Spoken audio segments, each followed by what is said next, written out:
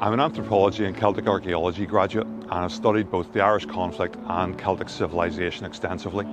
I conceived and created DC Tours in 2013.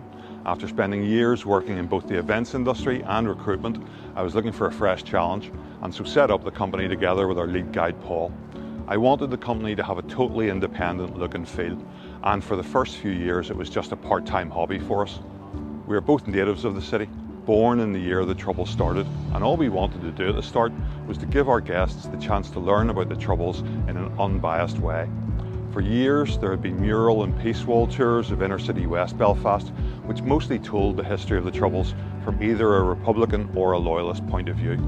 I decided our tour would take place in the shared space of the city centre and explain not only the history of the Troubles but also the path to peace. Compared to the Belfast I grew up in, the city has evolved nearly beyond recognition, with a distinct culture and vibe for which it is rightly proud.